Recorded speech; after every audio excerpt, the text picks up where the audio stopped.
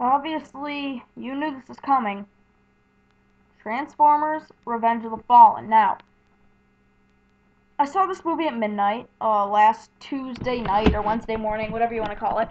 And, well, it's not a very good movie. It's got huge flaws. The annoying characters, terrible juvenile humor, just really just bad points where you're just cringing at how bad it is. And I gotta say, I loved every second of it. I mean, listen, if you watched my reviews, if you watched 5 of my videos, okay, in at least one of them, I've mentioned the fact that Transformers is one of my favorite movies of all time. I mean, it's incredible. It really is. To me, it's like the perfect movie. I get chills every time I watch it. As far as rewatchability, it may be my favorite film of all time. It's just incredible from start to finish, straight up awesomeness. This one, not as good at all. It's a bad movie. It really is. But god dang it, if you don't have a ton of fun watching it. I mean, I saw it at midnight. The crowd I saw it with loved it.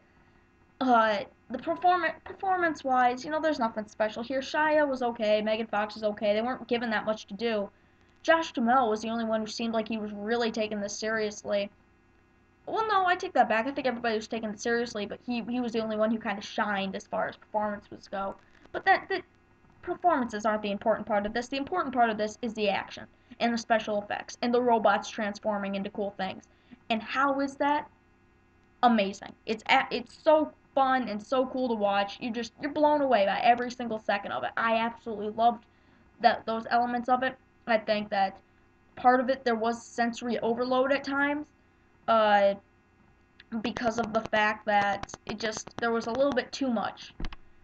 And but one of the biggest problems I had is the fact that you really get a sense of friendship between Shia LaBeouf or Sam Witwicky and the Autobots in the first one. You don't get that here because the Autobots are off doing their own things, and it really is a problem because it's part of its charm is gone, and they didn't bring back Anthony Anderson, who's like one of my favorite actors because I met him at a Pistons game once, believe it or not.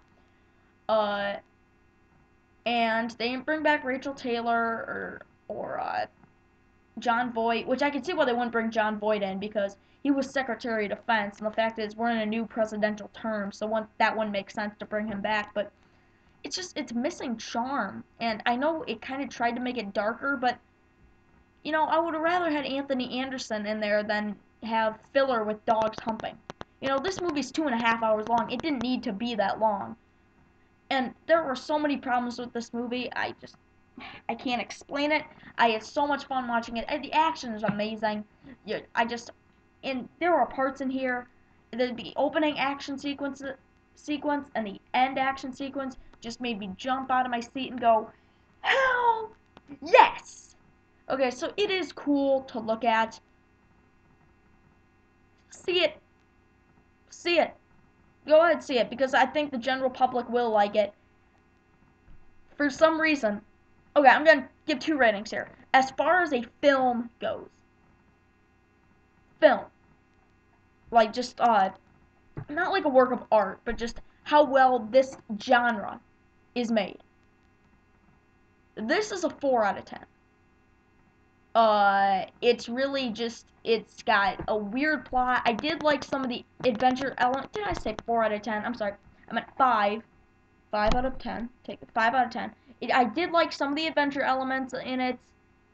Uh, but that being said, it's just got a lot of stupid things. But for me personally, as a rating, this is a 9.5 out of 10 for me. I know that's a drastic leap. It really is, but I just had so much fun watching it, and it's just a cool movie to look at. I think that critics should give it about a 5 out of 10. Everybody else probably, the same rating, just 9 or 9.5, or even a 10 if you want to, because I give this a 9.5. I loved it. I loved it because, well, it's Transformers. I'm probably gonna love it anyway because I'm glad to see, a continuation of these characters, these robots that I love. Uh, sorry, these characters that I love, even if it's not as good. 9.5 out of 10. See you later, and please subscribe.